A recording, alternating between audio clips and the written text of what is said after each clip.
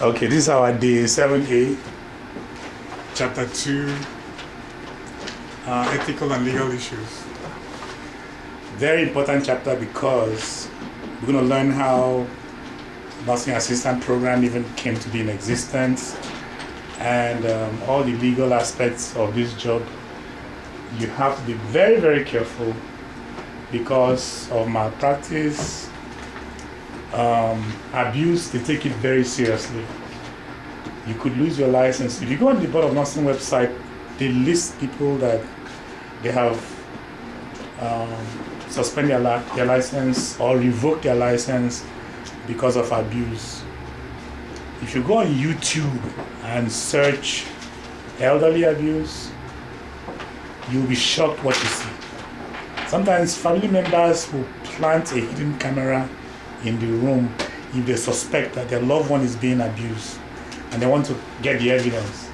They'll put a hidden camera in the room, recording. There are things that you will not believe what people do to elderly people, just like babysitters. Mm-hmm. You know, so they take it very seriously because, you know, the government, the federal government and the state government, they are paying for us to provide care to these people. And we have to be very, very serious. Like we've been saying all along, be empathetic. That could be your parents, could be your uncle, or it could be us. Some of us very soon. Yeah, that's true. Some of us later. So let's be mindful. So section 2 of chapter 2 here, ethics, knowledge of right and wrong. So you have to be ethical in all of your conduct, your standard of practice. Laws are rules made by the government to protect the citizens and to protect the property.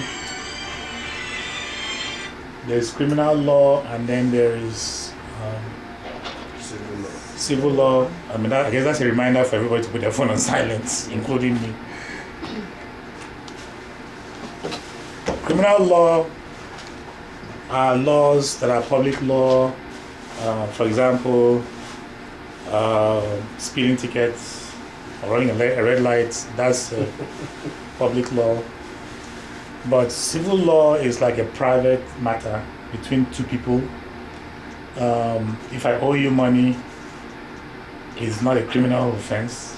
You can sue me. I didn't steal it from you. I borrowed it from you. You lend me the money, but I can't pay you. You take me to court. All I'll say is, Your Honor, I don't have it. When I have it, I'll pay. They won't do me anything. That's a civil matter. Etiquette is code of proper conduct, which help us shape our behavior in a certain environment. There's a classroom etiquette, there is church etiquette or conduct. And what? Home etiquette. Home etiquette. In healthcare, you know, there are laws that protect against how we treat the residents. Okay. Professional and ethical behavior, very, very important to the residents' care and their safety. You have to follow the guidelines set by the state, federal government, your facility policies and so on. They keep all resident staff information, all these guidelines, right? Keep all resident and staff information confidential. Don't discuss people with other people. Don't discuss the resident with other staff that are not supposed to know. Be honest at all times, be trustworthy. Do not accept gifts or tips. Report abuse or suspected abuse. And remember, suspected abuse. Suspected abuse means that you're not sure if it happened or not, but you think something is going on. Report it. It's better to be wrong than to be sorry or that you didn't report it. If it happens that the person did abuse the resident or maybe abuse other residents. Okay. Other ethical behavior Don't report for work drunk or late all the time like some people. Why are you laughing now? Why are you laughing at? She's on her phone, she's not even listening. I'm listening, sir. Yeah. I just lost somebody in Nigeria. Oh, sorry. Do your assigned tasks, follow facility policy, be positive, professional, treat all residents with respect and empathy, be patient. There's, like, a lot of facilities have formal code of ethics that kind of guide how we behave. Okay, basically it's saying I will strive to do this, I will communicate well, I will show positive attitude, I will always provide privacy, be trustworthy, preserve resident safety, be empathetic, we talked about that, be respectful, never abuse the residents, strive to have the utmost patience with all people at your facility. Okay. So this going into the history of CNA Schools. Back in 1987, the federal government passed a law. It was called OBRA, Omnibus Budget Reconciliation Act of 1987. In that, prior to 1987, there were no CNA schools in America. Nursing homes and hospitals just used to hire people and train them. And, there was no official license for CNA. But because of so many complaints of abuse and people just practicing anyhow, improper care, very poor care, the federal government decided to establish a program, a training program for CNAs, a structured program. So that law was passed. So it created the NATCEP, Nurse Aid Training and Competency Evaluation Program, which is what we follow. Scope of practice defines what you can do and cannot do within your license. For example, CNAs are not allowed to give medication. So you have to know what you're supposed to do legally and what you're not supposed to do.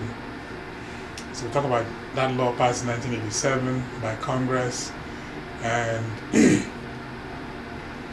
again, the idea was to set a minimum standard of training for nursing assistants, just to make sure there's a uniform program where if you take the program in one state and you get licensed, you don't have to repeat it in another state if you move, as long as you take the board exam, which is a similar exam that other states take as well. So that the training was also meant to give recognition and certification for successful training, as long as you pay your fees, your complete fees to the school. Otherwise, there will be no certificates. No, it's not easy, and you're laughing at us, sir. I am not laughing because of that. Okay. Just have a better uniform of care where everybody knows to do the same thing. Okay. And promote educational standard and all that. And some of this will be on your test, so pay attention to this slide here. That law established a minimum of 75 hours of training. That was the federal law. But a lot of states increased that to 80 to 150. Maryland is 100 hours of training. Our school is 120 hours. So we went beyond the state standard. Okay. Residents' rights. That law really emphasized residents' rights because prior to the schools being established, the program being established, there was a lot of abuse or not honoring the rights of the residents, especially their rights to refuse care. They have the right to refuse food. You cannot force feed them. You cannot force them to take a shower. They don't want to take a shower, they don't want to take a shower. That's their right. Then it encouraged them to have a resident council. Resident council is like the old folks association in that facility. They have a president, they have a vice president, they have election every year. They are required to. They have a treasurer. Then they have a monthly meeting. They discuss issues like ways to have more activities, like maybe go out to eat sometimes, go to football games, things like that, go to shows, go to movies. But most of the time, that meeting is dominated by all the bad things that staff is doing to them or allegedly doing to them. We don't answer call lights, we don't change them on time, we don't give them their medication time. Some of them said one time in a meeting that nurse was giving him his medication but was taking from another person's medication to give him because his own medication was out. Nurses did not reorder it.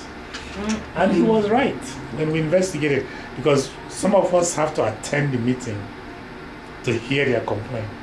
The state will, Department of Health want a record of that meeting to see whether we address their concerns.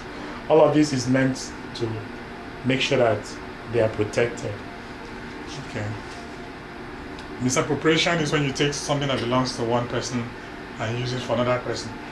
And it happens a lot. So bed A might have a lot of clothes. Family comes in bringing clothes or snacks, things like that. Next time they come, bed B is wearing bed A's clothes that the family bought for them. They hate that. They get mad over that. If your resident don't have clothes, you need to report to the charge nurse. Family is supposed to bring them clothes, but we also have a room where we keep, in my facility, people donate clothes. I've donated shoes. There was one resident that wear my size and he didn't have shoes. He was walking around barefooted because he didn't have family to bring shoes. And facility don't buy shoes for them, unfortunately. So family is supposed to buy shoes. So we donate clothes. So we have a room in the activities department where we have donated items. Once you take an item from there to give a resident, it now belongs to them. You put their name on it so that next time when he goes to the laundry, they will take it back to him. Okay, so that he doesn't keep borrowing or keep searching. So you should be very familiar with your residents' rights. Know your rights. I was explaining this morning about a CNA that got in trouble because she was giving care to the resident. The resident hit her. And instead of, once a resident becomes combative, you stop right there. You do not continue the care. If you continue the care, now you're the aggressor. Because you're trying to force the person to do what you want to do. They don't want it at that point, you leave them alone. Then there won't have been a second hitting. So this resident was trying to hit her a second time. She saw the hand coming and she also extended her hand to catch the resident's hand. By doing so, she became the aggressor because her hand was moving forward. So she was charged with abusing the resident. So you have to understand, then they told her, why didn't you report to the charge nurse the first time resident hit you? That's when you should have stopped. Okay. Their rights include, they have the right to quality of life, activities, information about their services, participation in their own care. During the care plan meeting, the resident must be there and the family. Independent choices, privacy, confidentiality, dignity, respect, security, rights to transfer. They can choose to go to another facility. You cannot hold them there. Right to complain, right to visit, right to have social services, and so on. So, when you make your own decision, you maintain your independence. And that's what everybody wants. Remember, they left their home, they lost their independence, lost their property to be in a facility. Okay. Are you okay?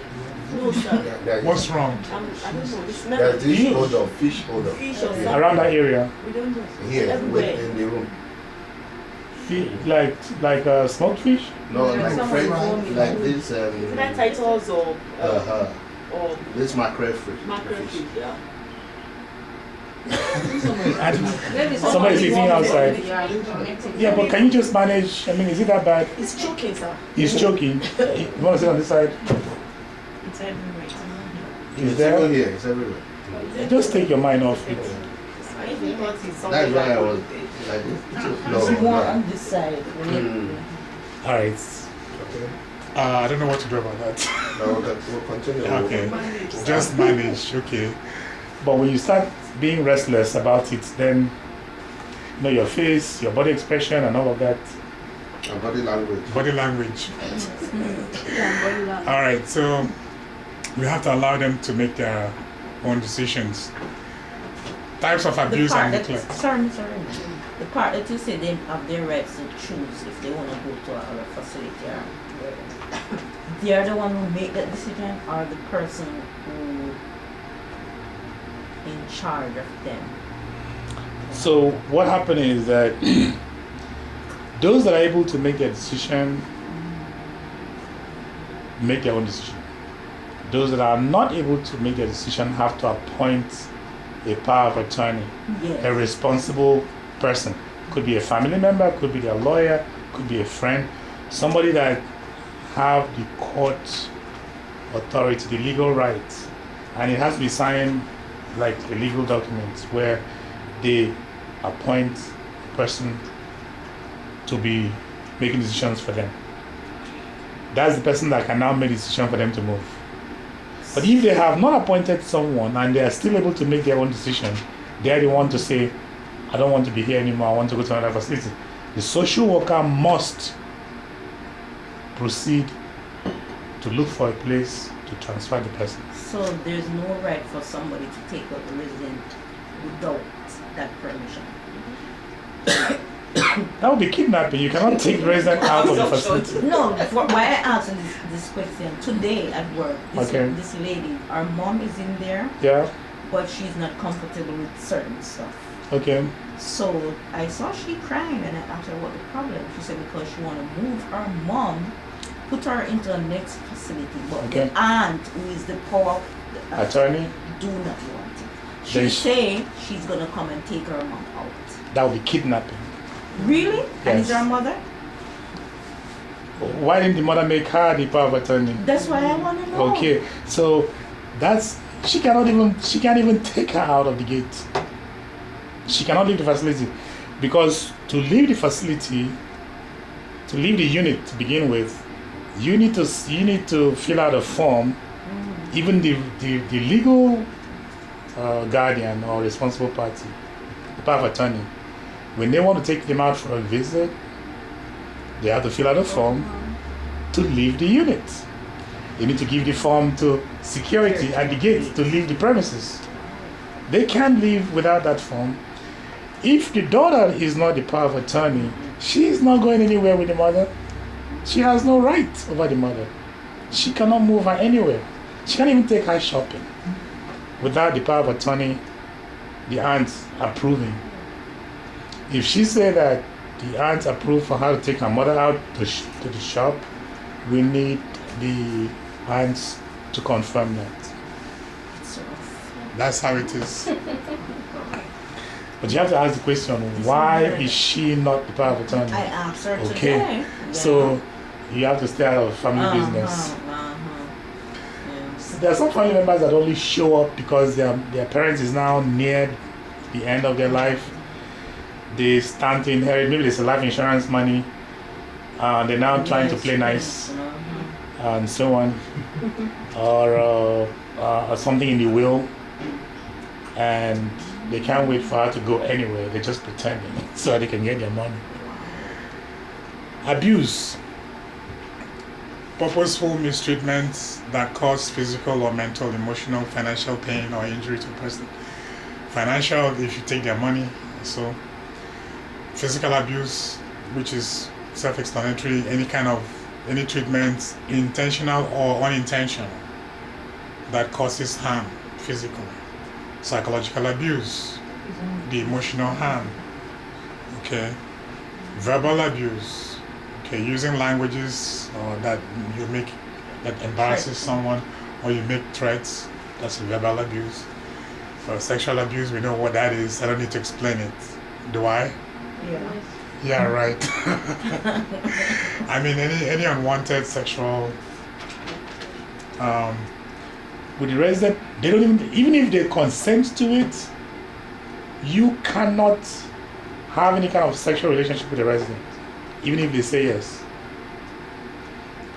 That one, we said they have the right to make their own decision. Mm-hmm. They decide to date me, Mm-hmm. and I date them, Mm-hmm. I'm in trouble. I can't. Ethics of the work. Yes, that goes against the ethical standard of the profession, and will definitely go against your facility policy. Because there's only a conflict of interest. If you are the one providing care and you're also dating one of the residents, then you're going to be showing favor to that resident more than other resident. Mm-hmm. That's why even at work, at my job, you don't date, we don't allow dating at work. Especially like a CNA and a charge nurse, then there's a conflict of interest.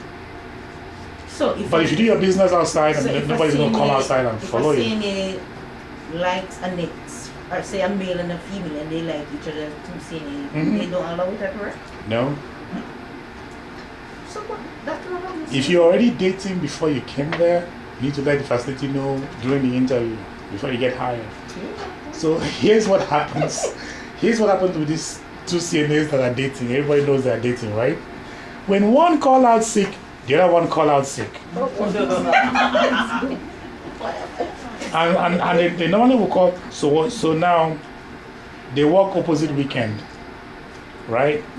When the guy is off, she calls out that weekend. When he's off, what did I say the first time? When he is off, she call out because she's supposed to work. She will call out to still be with him. When the reverse, when she's off, he calls out. That's too much. And they ride together to work. So when one is running late, when the driver is running late, the other one is also running late. It's a lot of conflict. Okay? That's true. So Mr. and They Mrs. have to make Mr. them and Mrs. You have to try not to work at the same place. I know it will get back to us. And you were just keeping quiet, waiting for Yeah, your son. No, but there are, of course, there are some. Just let them know you're married is not a problem. But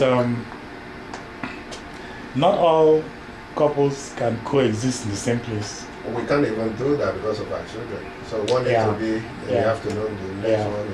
Well, that's America for you. Yeah. But there are some couples that work very well together at the business and there's no issue. Like, my wife cannot work here. She can't. Because she thinks every female in the class likes me or I like them. That's how she thinks. And so she'll be like, What is it? Is it bad for them to like you? That's not what we mean. That's not what we mean. That's good, Mr. Roman, for somebody to be liking you. They can define what yeah, but then she'll think that might go beyond the boundaries. Yeah. Of course, that's always the fear, She's jealous. So No, not like that. What do you mean? Women are like lion. yeah, They So defend their territory. yeah. And then there's some places you go to work and you won't even know that that's the person's wife. You won't know. She would, just pretend. That's the only way, because also you don't want to carry quarrel from work home or quarrel from home to work. It's not good for business at all.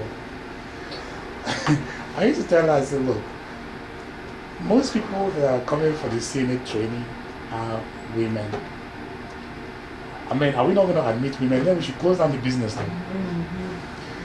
You know, like one time, like, okay, like a new month will start and we'll have new sets of students. Yeah, so which of your students do you like this month? But sometimes it's just in a joking way. There was one time she was here to give me something and we had a full class. She opened the door and I introduced her to the class. When I went home, she said, I know the one you like in that class. That fair one that was in the front. I said, okay. All right, back to... Jokingly, but out of the abundance of the Mouth speaks. whatever that means. Should just let it go. So, and the thing is that sometimes we have students that bring us food. Some of them do catering. Some of them just know that we hardly have a time to eat. Especially true. David. He hardly have a time to rest, let alone eat anyway. So a lot of his students in the morning when they're in the area, they buy food or cook food and drop it off. Yeah. So, because when I get here at 5, a lot of times there are already food that students brought, and I eat from there. So when I get home, I've already eaten. Honey, are you hungry? No, I ate already at school. Guilty. What did you eat? Yeah. If it's McDonald's or Chinese, no problem. If I say that a student brought food, Oh my God. you eating student food? I said, but these are my students. They don't mean any harm. They're not going to put any love portion in it. All right, so battery, intentional touching of a person without his or her consent. Violence, we have domestic violence, workplace violence. You know, it's self-explanatory. Violence that happens at home and violence that happens at work. Sometimes, I mean, I've seen two CNAs, not even CNAs, 2 co-workers get into a fight at work. I mean, that is just so... I can't imagine that anyone would allow a conflict at work to get to the extent of physically fighting. I mean, that's just, to me, very uncivilized. At some point, one person needs to quit, need to stop for peace sake, and not let it proceed. So what about resident fighting resident? You don't have control over that, so all you need to do is call security, call the charge nurse. If you can separate them safely, without yourself. They're afraid too. It depends on the situation. If you think that trying to separate them, you're going to put yourself in danger, you become a punching bag in between both of them, then you need to leave them. Call the police. Let the police come handle it. Okay. Forced imprisonment, unlawful restraint of a person that prevents their freedom. Involuntary seclusion, trying to separate somebody from a group and they don't want to be separated. That's involuntary seclusion. Sexual harassment, unwelcome sexual advance or behavior that creates intimidating or hostile offensive work environment. You can have a situation where the charge nurse could like you, the director of nursing could like you and want to go out with you. And usually if both people like each other, there's no problem. When one person like the other person don't want, the woman don't want, and he keep continuing, then you're now creating a hostile environment for the person because they don't know whether you're going to take it out on them as punishment because they refuse to go out with you. But it's a very serious matter. Where I'm working right now, there was a huge scandal about 9 years ago. The director of nursing there was married. Sister-in-law works there. Had about 4 girlfriends that all worked there. One was from Cameroon. One was from Jamaica. One was from Nigeria. I guess two were from Nigeria. And until one day, he was the director of nursing. He was from Nigeria too.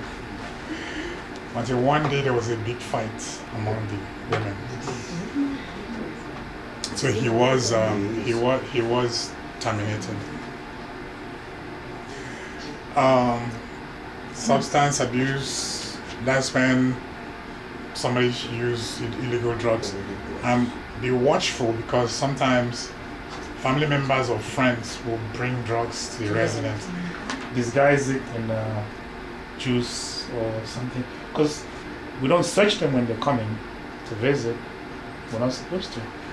But in my facility in DC, family members bring all kinds of stuff for them. Cigarettes and Yeah. We've had residents overdose on cocaine in the facility, and they never went anywhere. They never left the place. So they passed out. We called 911. When they did their blood work at the emergency room, they had cocaine in their blood. Like, how did they get that? We now started investigating to see who and who visited during that day. Defamation, when you injure somebody's reputation by saying something that is not true, that harm them. Defamation, libel is defamation of character in a written form. Slander is in oral form.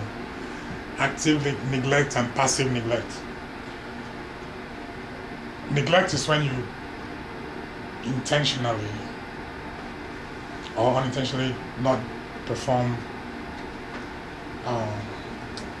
a task for the resident that end up harming the resident. For example, residents peed on themselves, you did not change them. Then it creates not only a skin breakdown issue but emotional issue, because they're sitting there in their urine. So active neglect will be if you intentionally did not change them. Passive would be you forgot to change them, but you meant to change them, but you just forgot, which can happen. So negligence, failure to provide proper care. Malpractice is a misconduct that results in damage or injury. So preventing abuse and neglect is a very important part of residents' rights, and the states and federal government take it very seriously. The punishment is very severe. Mandated reporters are people that work in the kind of environment or profession where they can see abuse, and then they are mandated by law to report any suspected abuse. So nurses are mandated reporters, school teachers, police, social workers. For example, if you took your child to the emergency room with bruises all over their body, they're going to ask you what happened to the child. You say, oh, the child fell. But the injury on the child does not look like a fall injury. It looks like abuse injury. They are supposed to report you to the Child Protective Services. You're not going home with that child, and you're in trouble. So they're supposed to report. That's why when you see an abuse or suspect an abuse, you're supposed to report it. You're mandated. Even if you're wrong, you're going to be protected. Okay? Nursing assistants are considered mandated reporters. Signs of abuse: broken bones, bruises, contusion, that's like swelling. Similar injury all the time, burns, bite marks, scratches, unexplained weight loss, means they're not being fed.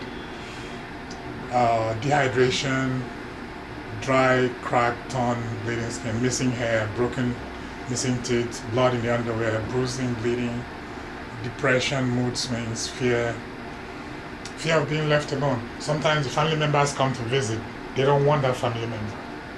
They don't want to be left alone with that family member. They're afraid, because when they're alone, like I said earlier, there are some family members that can't wait for their family member to die.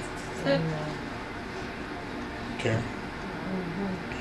Pressure ulcers, weight loss, dehydration, all of that, unclean body, ragged, dirty clothes, fingernails, soiled clothes, ripped, torn clothes, things like that. Unanswered call lights, missing doctor's appointments. These are all signs of abuse. Or grandma being abused. Look at bruises on her. Yes. Very sad when you see the elderly being abused like that. Okay. When any kind of report of abuse has been made, alleged abuse has been made, the person immediately gets suspended, pending investigation. So, if you report that you saw Elizabeth mistreating Miss Susie, Elizabeth gets suspended immediately, pending the investigation.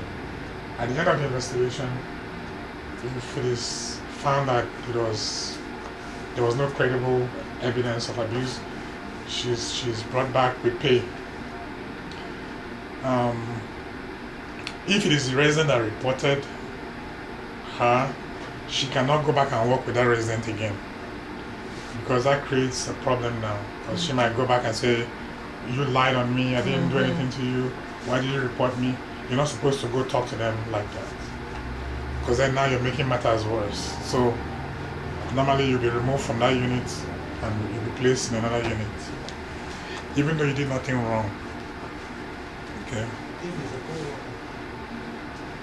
If it's a co-worker reported and you find out that you don't have any problem with that resident, then you can still be there because the resident doesn't have any problem with you. But if the resident reported you, it means the resident had a problem with you.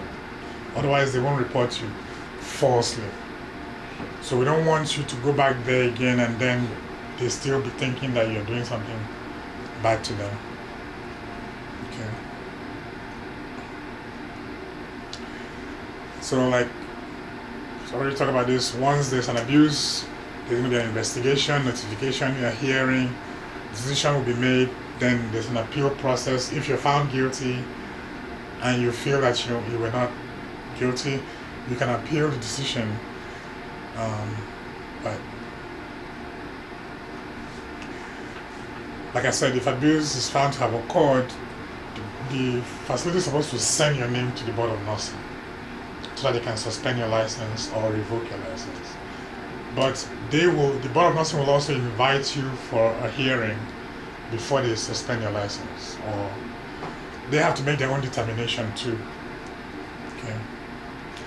Ombudsman is, there are people that they're like the legal advocates for the residents. So like former lawyers who there's an office of an ombudsman. They represent the residents to try to resolve matters, represent them in court, keep them up to date as regarding new laws and so on. Some of them that don't have, like you were saying earlier, some of them don't have any legal representation, no family member, no friend. The ombudsman is the person that now becomes the person that makes decision for them, if they cannot make decision for themselves. So an ombudsman will be assigned. They don't have case manager, they have a social worker. But an ombudsman is a neutral person who is not in the facility that can be involved to make, like represents the government, to make decision on behalf of the residents. Okay. One of the most important parts of a nursing assistant job is to keep residents' information confidential. You can never share residents' information with anyone. There are negative consequences that could happen. You could share information and there could be identity theft. Okay, maybe you share their social security number, maybe you share their date of birth, or you share their diagnosis, and that could create an embarrassing situation to them. Story for you. In my facility years back, this CNA, we had this resident who used to be a stripper. She's like almost 6 foot tall. She's big. How big everything, front and back. Because she used to strip. She used to dance. So she got, close to her late 60s. She's now 90 nursing home. So she loves to come out of her room naked. Oh my God. Love to come out of her room naked. And when she come out of her room, she's walking down the hallway. Everything is bouncing front and back, right? So it's kind of funny. But this CNA decided to take a picture of her. Took a picture of her front, took a picture of her back. Went home, shared with her boyfriend at the time, and they laugh over it. Okay, no problem yet. A few months later, the relationship ended. I think, according to the story, he cheated, so she ended the relationship with him. He decided to blackmail her because he has the picture of the resident in his phone. So to be vindictive, we got a call. Let me finish this. We got a call one day. This guy said, I need to come show you. I have a naked picture of one of your residents in my phone. What are you talking about?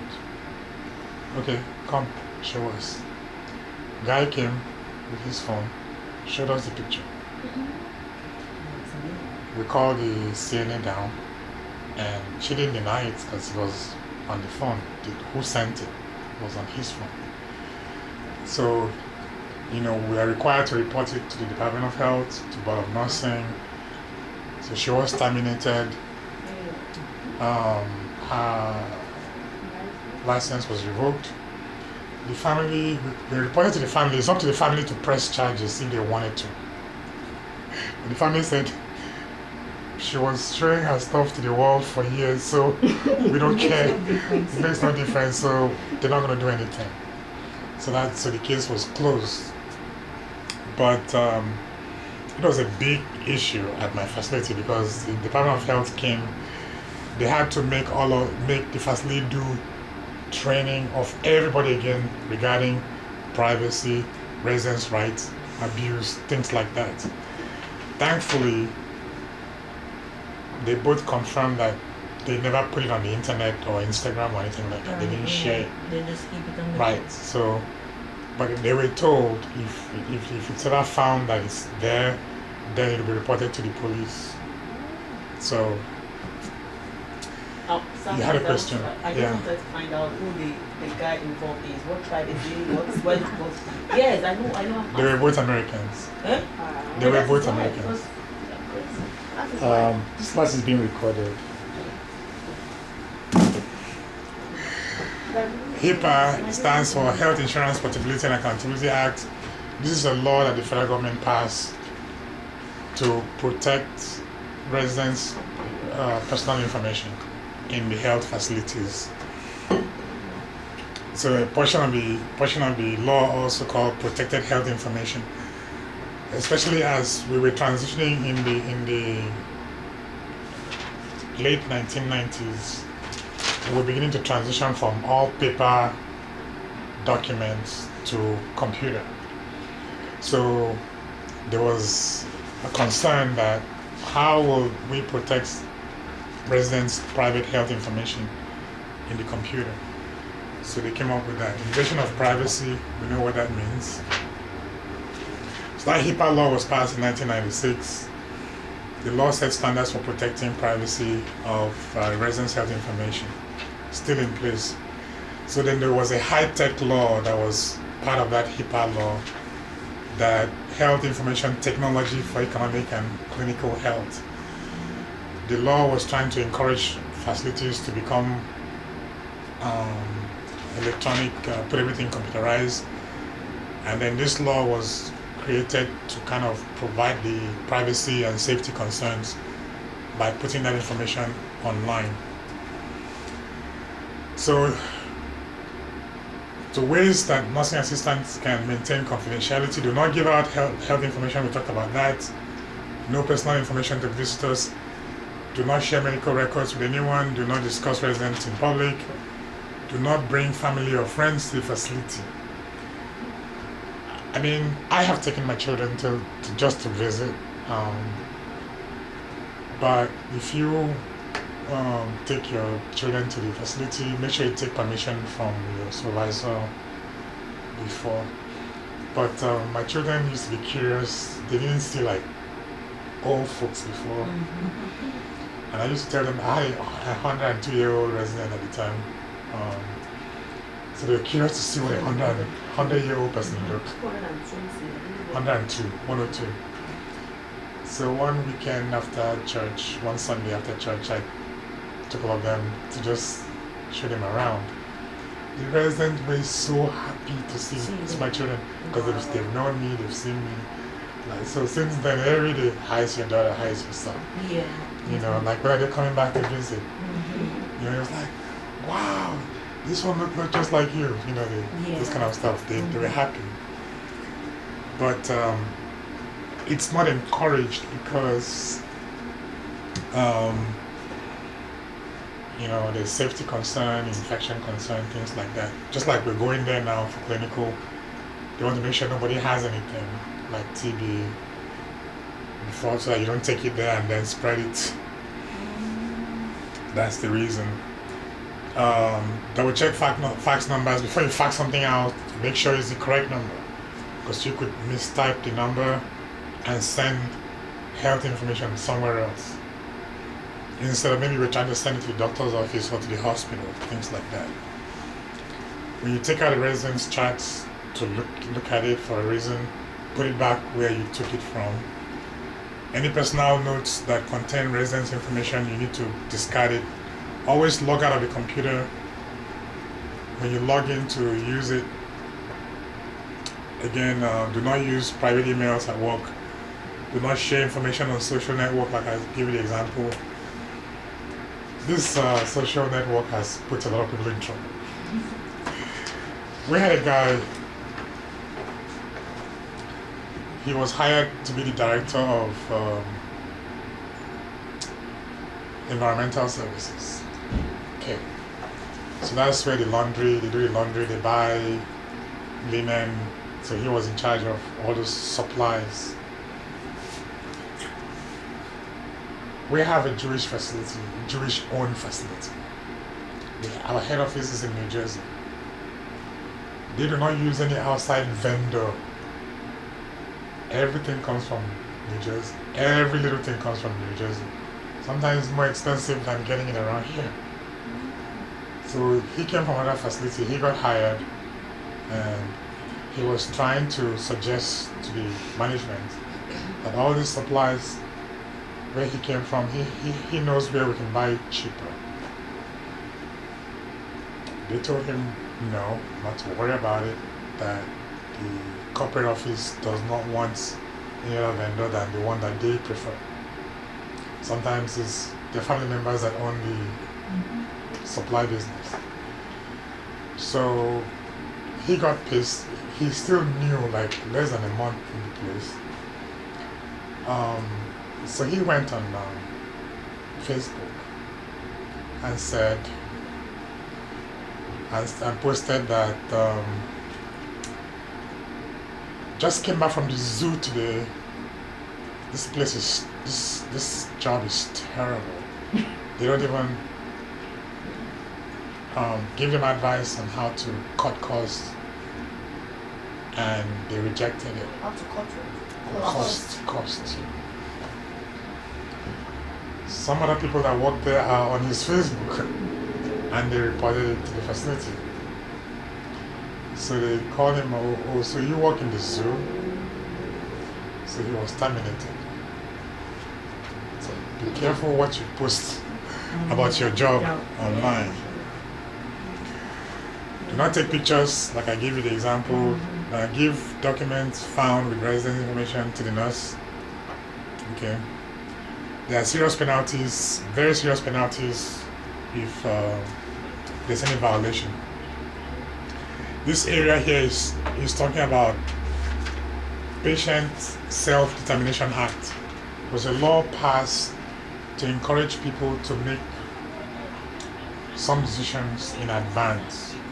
For example, if they should become unconscious, would they want CPR or not? Or would they want to go to the hospital? Things like that. So that's what the advance directive means. Legal document that allow people to decide what kind of medical care they wish to have if they were unable to make the decision. So in the advance directive, you're going to find code status. The code status, if you remember, is where they decide, do they want CPR? That means they are full code.